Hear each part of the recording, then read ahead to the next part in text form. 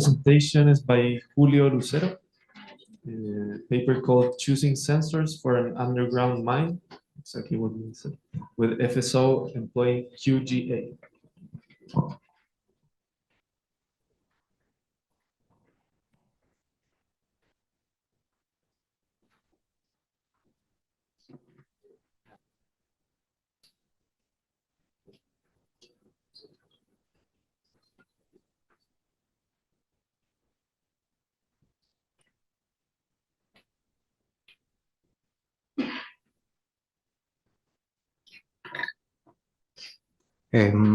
Hello everyone, I'm Jose Azócar. I'm going to present this work on behalf of my colleague Julio Lucero, who had to travel to Colombia to see his family.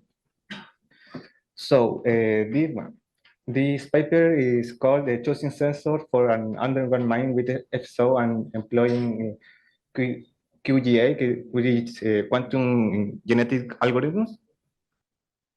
So here's the content of the presentation. First, I'm going to give a little bit of introduction and context of all this work. Then I'm going to show you the system diagram we are working currently in this and other investigation.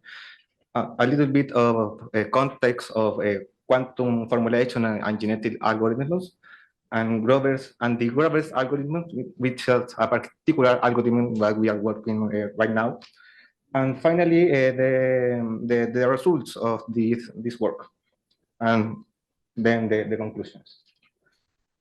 So this work starts with a question: can quantum algorithms be used effectively in underground mining to optimize the operations?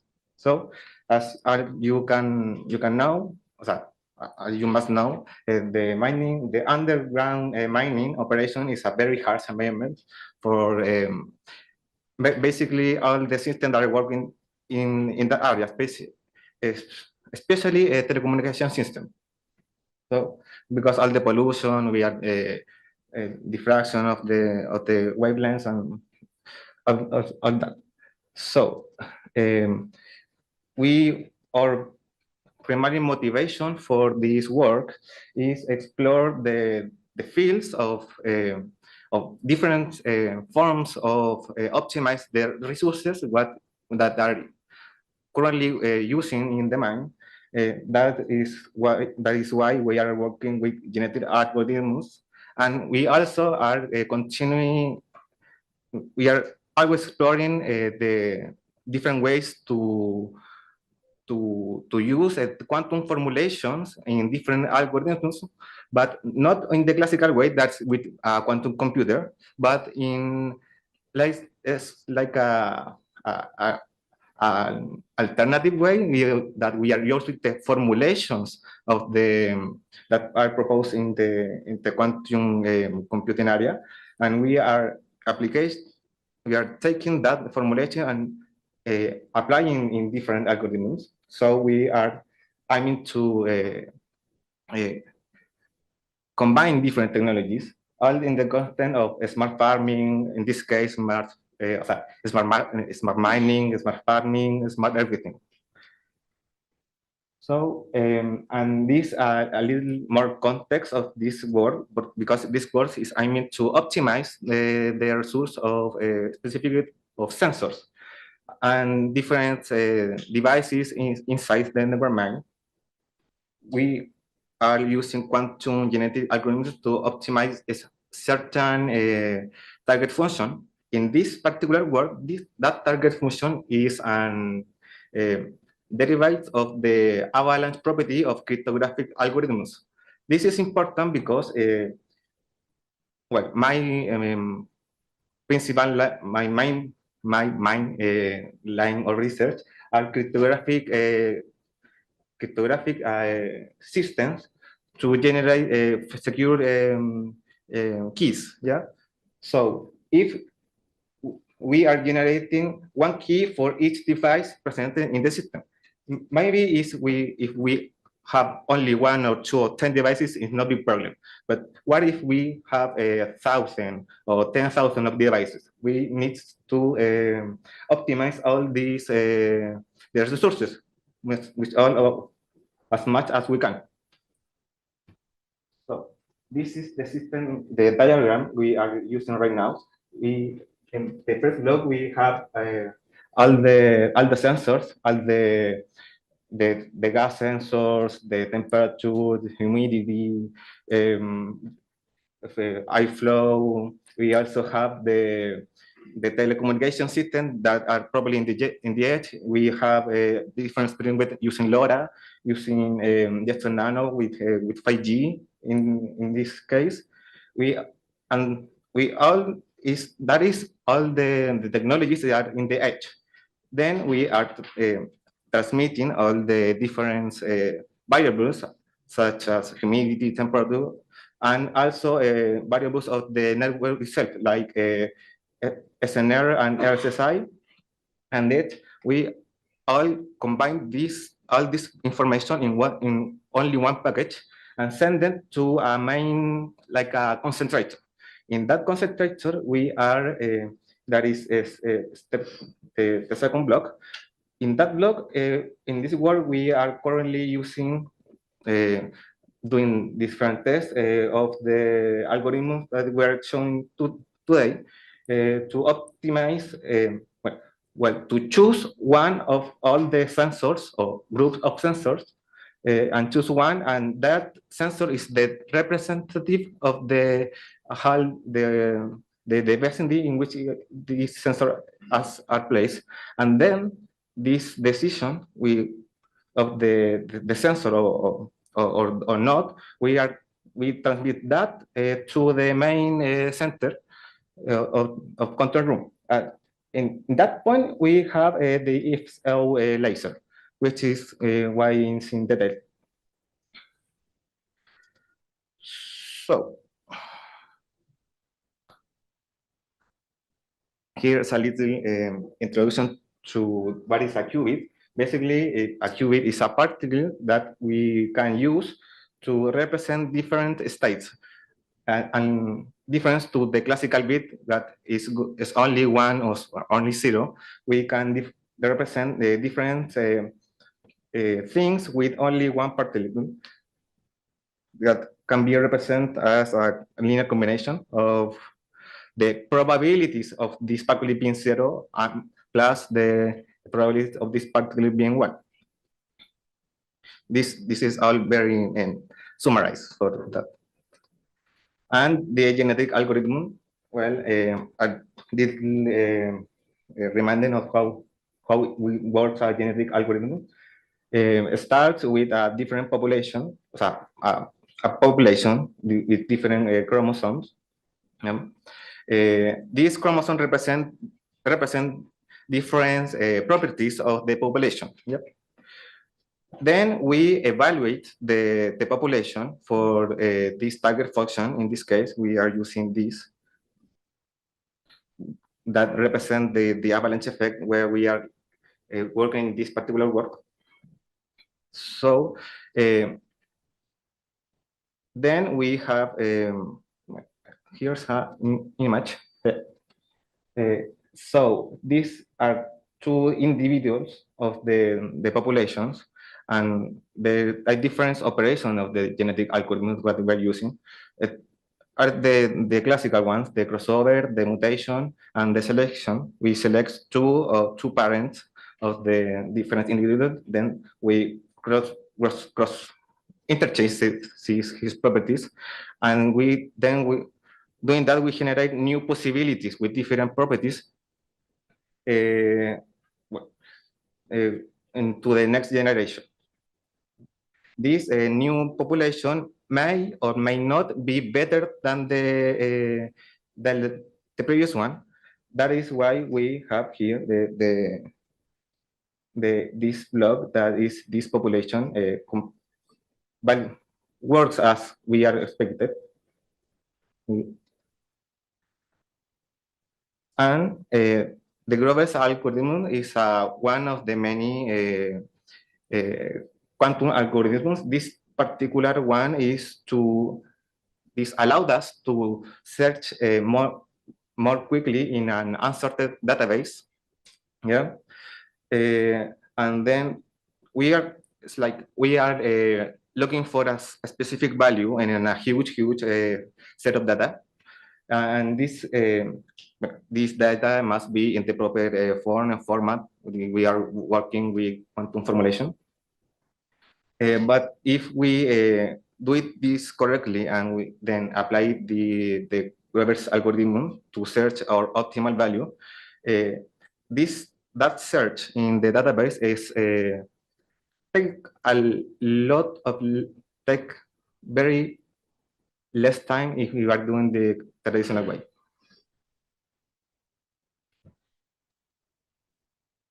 So these two results, if we combine these different techniques and different techniques and algorithms, we can represent different sensors or group of sensors. In this case, we are using gas sensor and temperature sensors to represent different spaces on the, where it's located in different spaces of our tunnel. And then the data that these sensors generate that that are sent to the control room, yeah, this data is encrypted, and then to this packet of data encrypted, we are calculating the fitness of the algorithm. So here we have two tables with different different fitness. In this table here, we are using a classical genetic algorithm to prove if we can obtain a better fitness than the quantum genetic algorithm. So you can see here that the fitness that we are obtaining with the classical algorithm and the fitness we are obtaining with the quantum genetic algorithm, the QGA is winning in the fitness the test. So this table is represented here. In red is the classical genetic algorithm, and in black is the result of the quantum genetic algorithms. We have here the different generations of the genetic algorithm per se, and here the fitness obtained through that process. In average, in all cases, the quantum genetic algorithm wins to the classical genetic algorithms. And well, that's finally to conclude. We clearly observe difference performance in the capacity between the classical and the quantum genetic algorithms. Yeah. So, however, our main point must beyond that see that the quantum genetic algorithm wins to the classical is continue to explore different ways to use these new technologies and see if they are capable to contribute to the quality of the communications and interior of mind. That's it for me. That's all for us. Thank you. Thank you, Jose, for the presentation. Do we have any questions from the audience? Perhaps I can ask. I know it's very difficult to test these systems in a real mine. Yeah. But how difficult it is, and if it's so difficult, are you planning on building some kind of setup in a lab that helps you emulate these conditions? Yeah. Well, we in the lab we actually go to a mine, a school mine. It's not an operating mine. It's for learning. It's for doing the experiment. well, the FSO system works without any major problems. We do tests with and without pollutions, and we are able to send the data from the interior of the mine to the in that opportunity or else control center that was a box with a computer. And in the lab, we also have how do you say maqueta? A mock-up of the tunnel with different sensors. We are currently transmitting information from this sensor through MQTT to our data center. Do you have any other questions? From Carlos?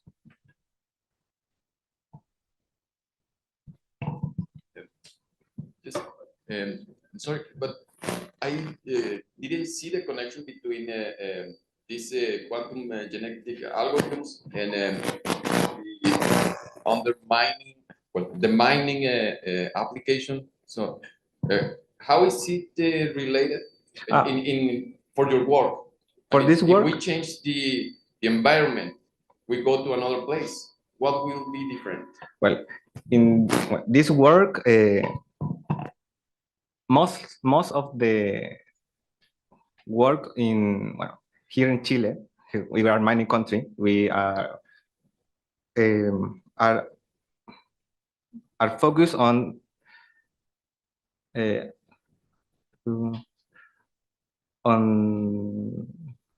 mejorar, improve our telecommunication systems inside the mining.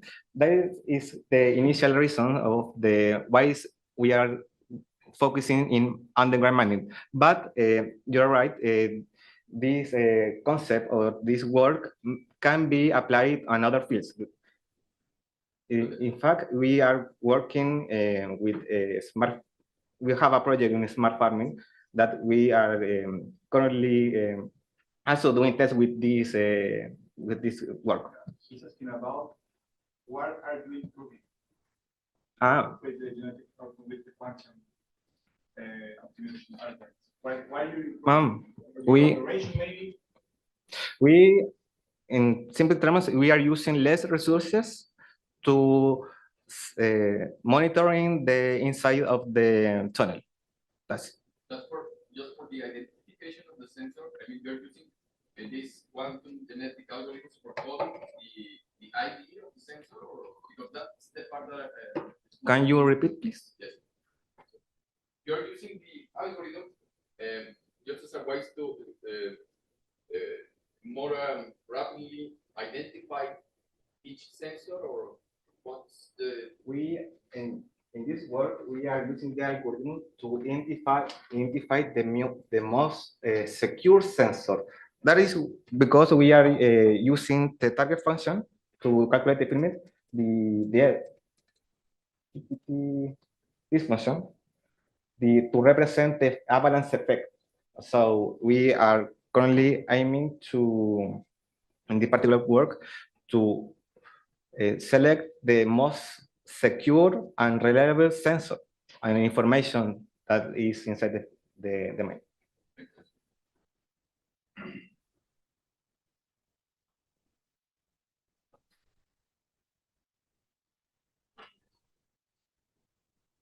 Okay, thank you, Jose, for your presentation. We move on to the next one.